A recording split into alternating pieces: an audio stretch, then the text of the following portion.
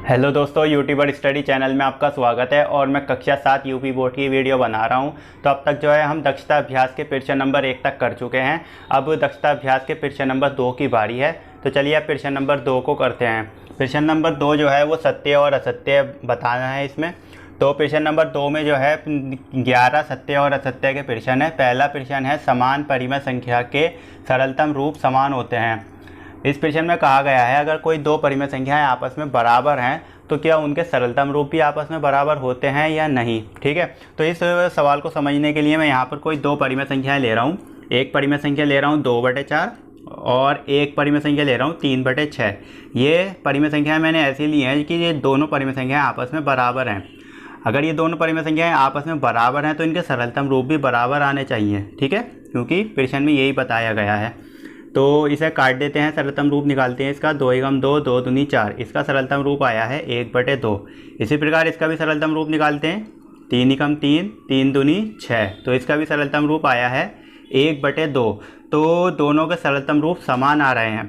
तो इससे एक बात पता चली, अगर कोई दो परिमेय संख्याएं आपस में बराबर हैं तो उनके सरलतम रूप भी आपस में बराबर होते हैं। तो यही प्रश्न में कहा गया है, समान परिमेय संख्याओं के सरलतम रूप समान होते हैं। तो ये बात सत्य है, यहाँ पर लिखेंगे सत्य है।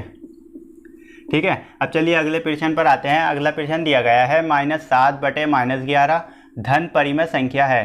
धन कहते हैं प्लस को, धन कहते हैं प्लस को। तो क्या -7/-11 प्लस की संख्या है? हाँ, ये एक प्लस की संख्या है, क्योंकि माइनस माइनस प्लस होता है। तो ये बात सही है। तो यहाँ पर भी क्या लिखना है? सत्य लिखना है। ठीक है, अब चलिए अगली परिमेय संख्या पर आते हैं। अगली परिमेय संख्या दी है +4/-9 धन परिमेय संख्या है। तो इसमें भी ये पूछा गया है, क्या ये परिमेय संख्या प्लस की है? तो ये प्लस की संख्या नहीं है, क्योंकि प्लस माइनस माइनस होता है। ये परिमेय संख्या माइनस की है, तो ये प्लस की परिमेय संख्या नहीं है। तो इस बार ये बात गलत लिखी है, यहाँ पर लिखना है असत्य। ठीक है, अब चलिए अगले संख्या पर आते हैं। अगला प्रश्न दिया गया है 3/-11 और -3/11 समान है।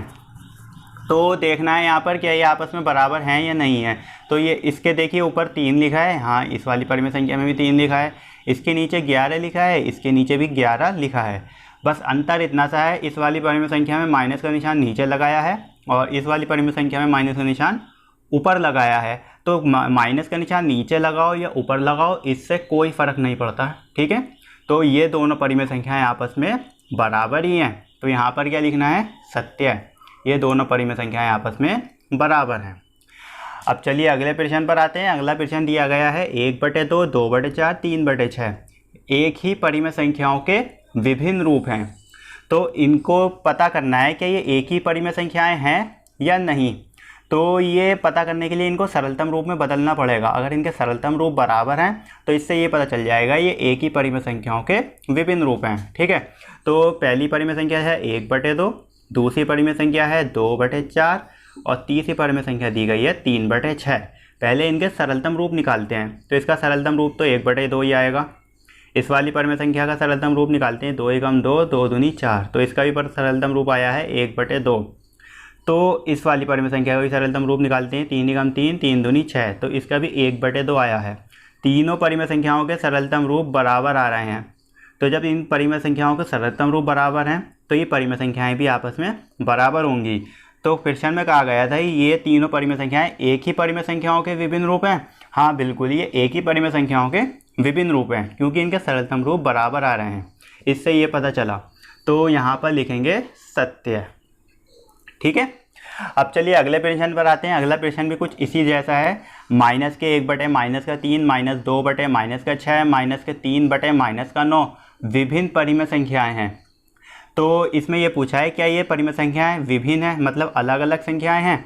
तो ये पता करने के लिए भी क्या करना पड़ेगा? इनके सरलतम रूप निकालने पड़ेंगे। सरलतम रूप निकालने से ये पता चल जाएगा ये एक ही परिमेय संख्याएं हैं या अलग अलग परिमेय संख्याएं हैं। ठीक है, तो पहली परिमेय संख्या दी गई है -1/-3, दूसरी परिमेय संख्या दी गई है -2/-6 और तीसरी परिमेय संख्या है -3/-9। इनका सरलतम रूप निकालते हैं। इसका सरलतम रूप आने वाला है 1/3। इसका सरलतम रूप निकालेंगे तो माइनस माइनस तो प्लस हो जाएगा और 2 तिया 6 हो जाएंगे। तो इसका भी सरलतम रूप आ गया 1/3। इसका भी सरलतम रूप निकालते हैं, माइनस माइनस प्लस हो जाएगा और 3 तिया हो जाएंगे 9, तो 1/3। तीनों परिमेय संख्याओं के सरलतम रूप समान आ रहे हैं, तो ये संख्याएं भी कैसी होंगी, समान ही होंगी, एक ही परिमेय संख्याएं होंगी, ना कि विभिन्न होंगी।